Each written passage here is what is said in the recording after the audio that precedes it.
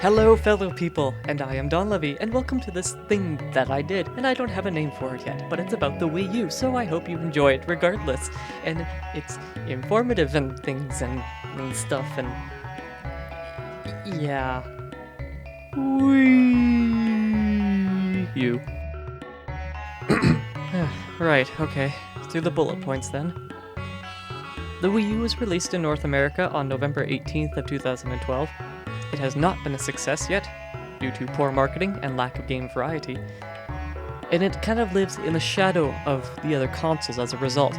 But, that being said, I do feel like it has a few cool things left to show for it yet, and you needn't look much further than the Mario Kart 8 Wii U bundle, which, hey, it's pretty neat.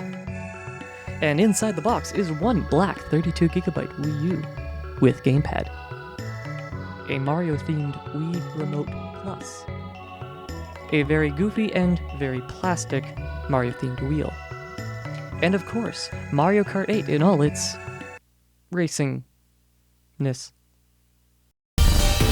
The console itself is quite similar to the design of the original Wii console, no doubt it caused much confusion. It measures about 4.5 centimeters high, about 17 centimeters wide, and around 27 centimeters long, making it a few centimeters longer than the Wii console by comparison. It's still easily the smallest of the current consoles, and its rounded and compact design means it can be placed just about anywhere, horizontally or vertically, via these stands. It's also usually rather quiet, at least in comparison to other systems. No annoying fans or things like that. The Wii U hooks up to the TV via HDMI or component composite, and fully supports 1080 progressive scan, as well as allowing 6-channel PCM linear audio output. Whatever that really means, I'm assuming it sounds good. You should note, however, that both the system and the gamepad are quite prone to smudging. The material on both means that when you try to pick up either of them, you're likely to leave a nice pristine fingerprint on the black material instead.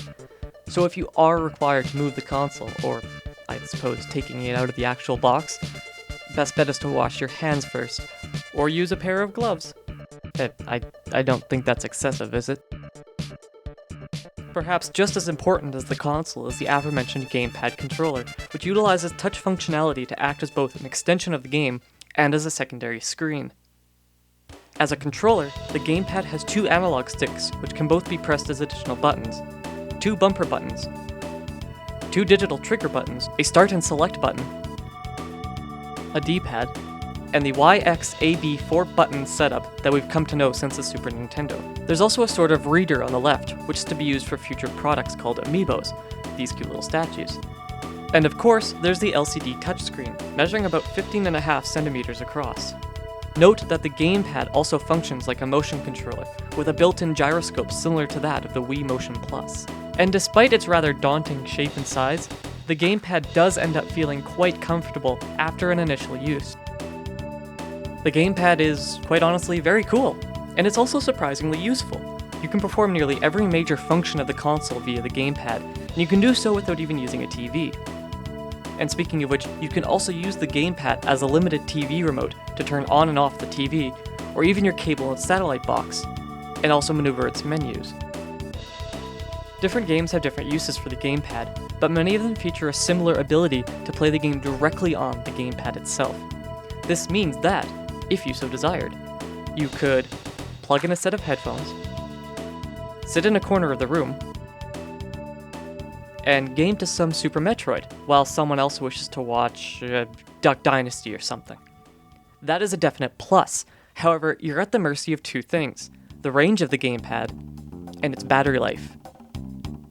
The battery of the gamepad is a bit lacking, as I found that without the power saving option on, I could get only about 3 to 5 hours worth of battery life.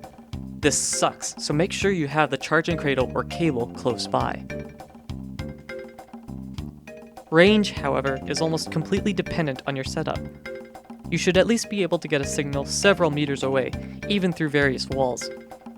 Such as it was in my case, where through about 3 walls and a floor, the signal was completely uninterrupted in the bathroom. Not bad.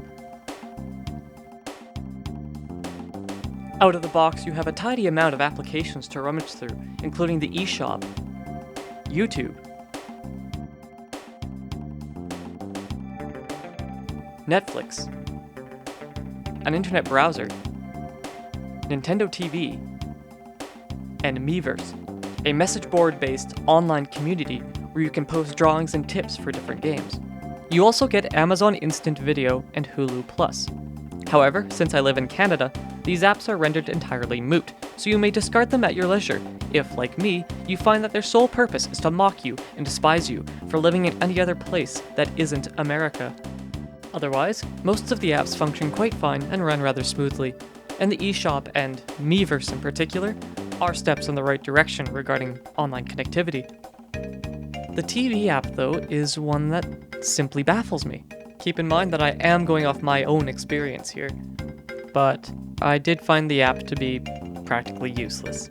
Its interface is slow and clunky to begin with, but it also downright refused to search for providers in my area. Yeah, that basically nullifies the app's functionality. This may, of course, simply be a byproduct of my location, but it nevertheless is nothing more than a cause of annoyance and frustration. And, speaking of which, there's the issue of storage. This Wii U model has a memory of 32 gigabytes, which, when all is said and done, isn't so bad. At least right away. If you are one for downloading games over physical copies, you are going to have to siphon up the money for an external hard drive. Despite this though, the Wii U has one very distinct advantage over the other newer systems, which is of course backwards compatibility, which I freaking love.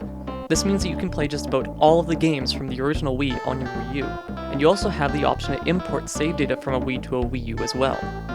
Not only that, but controllers and accessories you already have can be used as well, and not just for the older Wii games. These include the Wii Remote, Nunchuck attachment, Classic Controller or Classic Controller Pro, and even the balance board, which you would promptly use for about 5 seconds. And yeah, while playing your old games is great, it's hard to ignore the fact that as a newer console, you'd be looking for newer games as well. It's an issue that's plagued the Wii U since the beginning, but I will say that if you are a fan of Nintendo games to begin with, there are several recent and upcoming releases that perhaps could justify a purchase.